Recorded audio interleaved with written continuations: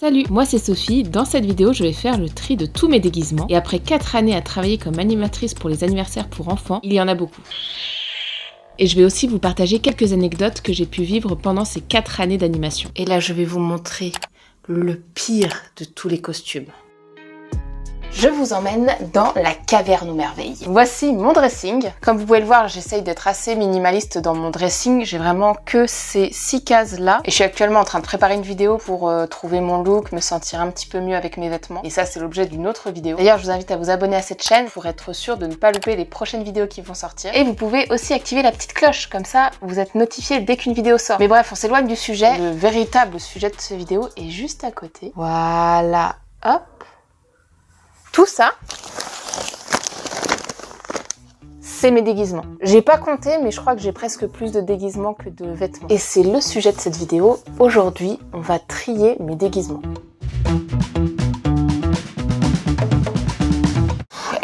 Juste de descendre tous les déguisements, j'ai déjà chaud. Le but de cette vidéo, c'est de me séparer des déguisements qui sont un petit peu trop abîmés et que j'ai pas envie de garder. Par contre, pour tous les déguisements qui sont encore en bon état, j'ai pas forcément envie de m'en séparer parce qu'il y a un petit lien affectif avec eux. C'est des déguisements que j'ai utilisés pendant plus de 4 ans quand j'étais animatrice pour les anniversaires pour enfants. Je faisais des anniversaires sur des thématiques, des princesses, des clowns, des sorcières, des fées. Et j'incarnais un personnage à chaque fois pendant ces animations. Voici donc tous les personnages que j'ai pu incarner pendant les anniversaires pour enfants. Pendant que j'étais encore animatrice pour les enfants, c'était très pratique que ces déguisements soient accessibles sur un portant. Mais maintenant que je suis plus animatrice, ça sert à rien que les déguisements soient autant exposés dans mon dressing. Je préfère qu'ils soient soigneusement rangés dans une valise, comme une valise à souvenirs en fait. Et ce que je vais faire, c'est que je vais essayer les déguisements au fur et à mesure et vous donner des petites anecdotes sur mon métier d'animatrice parce que des anecdotes, il y en a beaucoup. Bon allez, on s'y met. Je sais même pas par quoi commencer. On va prendre le premier qui est là.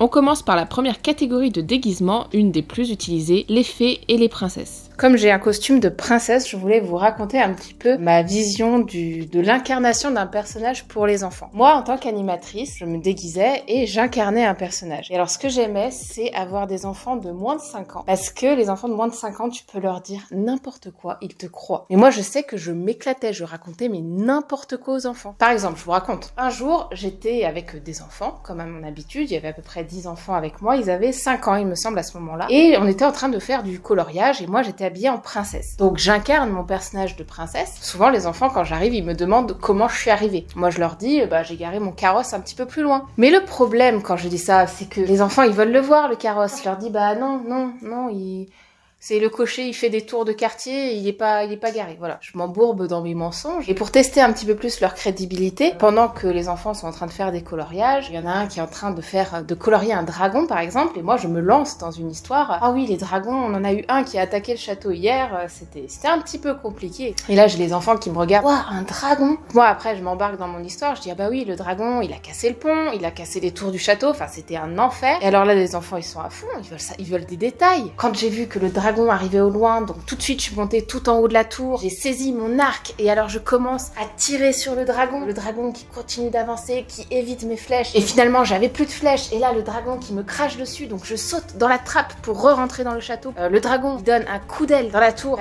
elle s'effondre par terre, donc moi je cours puis là il faut trouver une fin à l'histoire donc j'ai contacté mon pote, le géant. Ah oui, j'ai un copain qui est un géant plus grand que les dragons. Il arrive, il saisit le dragon comme ça. Il fait des tours comme ça au-dessus de sa tête. Et puis, il balance le dragon qui va tout droit jusqu'au matin. Voilà. Ça, c'était l'attaque du dragon d'hier soir. Donc après, petite douche, dodo, et puis me voici à l'anniversaire. Bref, j'avais les parents qui me regardaient un petit peu bizarrement à ce moment-là. Et c'est dur le taf de princesse, hein, moi je te le dis. Et c'est pour ça que j'ai arrêté en fait. Je profite de ce costume de fée un petit peu trop court pour vous parler d'une problématique dans les déguisements pour femmes. Voilà quoi. Vous comprenez que j'ai mis un short en dessous pour des raisons évidentes de pudeur. Je vais pousser un vrai coup de gueule au nom de toutes les animatrices. Il faudrait revoir la longueur des costumes pour femmes. On est sur une vraie problématique. Moi, j'ai galéré à trouver des déguisements pour femmes qui ne soient pas sexy. Tu fais de l'animation pour les enfants, t'as pas envie d'être sexy. Enfin, sinon, les parents, ils vont te regarder un petit peu bizarrement. Mise en situation. T'es en train de refaire le lacet d'un gamin. bah t'as l'autre qui voit ta lune, quoi. Non, c'est pas possible, c'est pas possible. Faut arrêter, faites des déguisements pour femmes avec une longueur de robe décente, s'il vous plaît. Moi, ça me concerne plus. Je pense à toutes ces animatrices qui galèrent. Force à vous. Continuez le combat. Et ensuite, on enchaîne.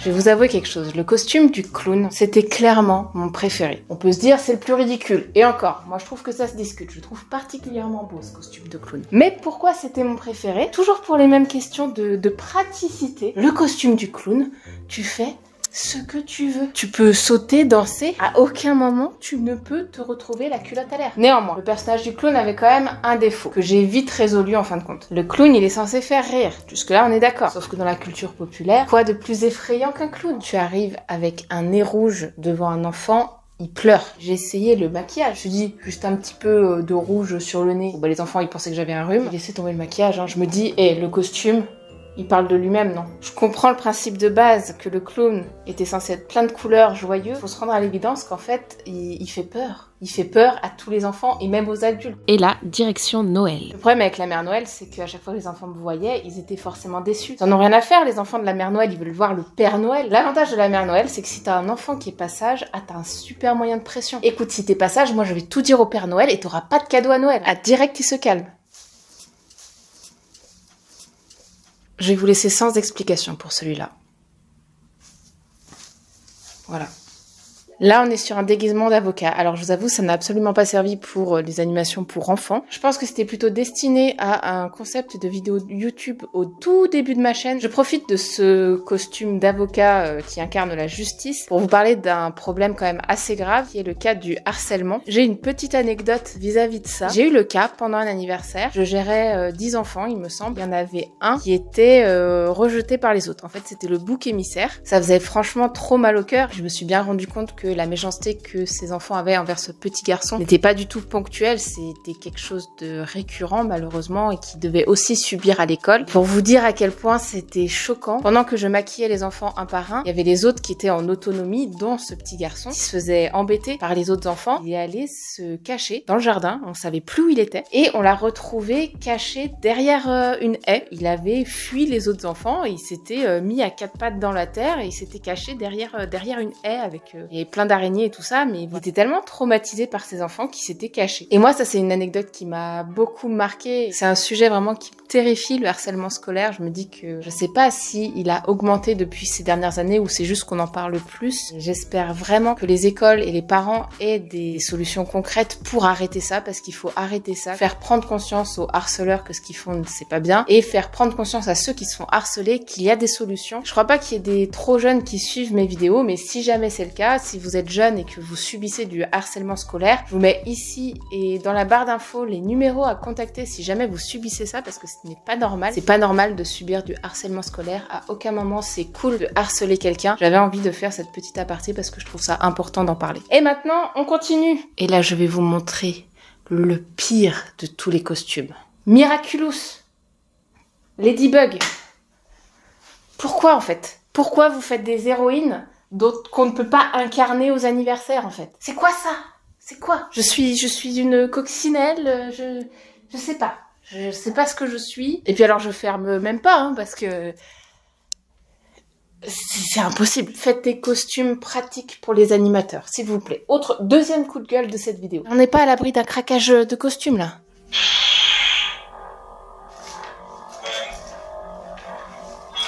Ouais, Star Wars. Alors moi, j'avais la particularité d'avoir un sabre laser qui me permettait d'être à la fois gentil et méchant. Je vous explique. Je sais pas si vous voyez bien, mais le sabre laser est bleu. Donc ça veut dire que je suis du côté gentil de la force. Par contre, s'il y a un gamin qui me fait chier, là, je passe du côté obscur de la force. Faire attention, faut pas me saouler, moi. Bon, et la Reine des Neiges. Faut qu'on en parle de la Reine des Neiges. La Reine des Neiges représentait à peu près une thématique sur 3. Elle m'a saoulée, la Reine des Neiges. Raison numéro 1, j'étais obligée de porter une perruque. Tous les autres costumes, c'est pas grave si je suis brune, mais la Reine des Neiges, elle peut pas être brune. J'ai tenté une fois d'y aller sans perruque parce que la perruque, quand tu fais de l'animation, c'est chiant. C'est tout le temps en train de tomber et tout. Toujours le même stratagème du mensonge qui fonctionne au final très très bien. Les petites filles qui me demandaient pourquoi j'étais brune, je leur ai dit que moi, je viens d'un pays froid. Quand je suis dans un pays froid, mes cheveux ils sont blonds et quand je suis dans un pays chaud, mes cheveux ils sont bruns. Et à chaque fois, c'était pareil. Vous savez, les perruques, à chaque fois, voilà, tiens, voilà, très bon exemple. À chaque fois que t'as des petits cheveux qui sortent là, c'était pareil. Je disais, il fait trop chaud, donc mes cheveux, ils changent de couleur. J'ai essayé de les convaincre plutôt avec le costume de Anna, de la Reine des Neiges, parce que je me suis dit, au moins, c'est moins choquant, Anna qui a les cheveux bruns. Sauf que non, c'est Elsa. Tant pis. Tant pis. Comme c'était le costume que j'utilisais le plus, j'ai 3 versions du costume de la Reine des Neiges. Version numéro 1, version numéro 2. Celui-là, il est beau, mais il gratte, c'est insupportable. Quand la Reine des Neiges 2 est sortie, il a fallu avoir le costume aussi. Mais il y a une petite anecdote que je retiens concernant la Reine des Neiges. On pourrait se dire que j'avais que des anniversaires pour les filles, et ça a été le cas. Sauf une fois, où il y a un petit garçon de 4 ans qui était fan de la Reine des Neiges. Il portait la robe de la Reine des Neiges. Et j'ai trouvé ça génial, le fait que les parents assument que leur enfant aime la Reine des Neiges et s'habille avec une robe de la Reine des Neiges. J'ai trouvé ça super. J'ai eu un peu peur de réflexion de la part des enfants, mais en fait, je me suis rendu compte qu'à 4 ans, les enfants, ils s'en foutaient. Et ils étaient même tous contents. Il n'y avait aucun problème à ce que ce petit garçon de 4 ans porte une robe de la Reine des Neiges. Moi, je pense que certains devraient prendre exemple sur les enfants de 4 ans, en fait. Histoire de s'ouvrir un petit peu l'esprit. Il reste plus que les perruques à essayer. Elles sont toutes là. Attention, perruque numéro 1. Bah ouais, c'est la perruque qui va avec le juge. Perruque numéro 2. Elle est incroyable celle-là. Je vous rassure, je l'ai très peu portée. Alors celle-là, je sais plus du tout pourquoi je l'utilisais. Peut-être pour faire la Belle au bois dormant ou Cendrillon. Vous avez un petit aperçu de si j'étais blonde. C'est pas terrible. À notre naissance, on est bien né avec la couleur qui est censée nous aller le mieux. Ça va pas du tout. Ça se voit qu'elle date, mes perruques. Alors ça, je pense que clairement, ça a pas été utilisé pour de l'animation. Ça a été utilisé en soirée, c'est archi sûr. On en dit quoi des cheveux blancs?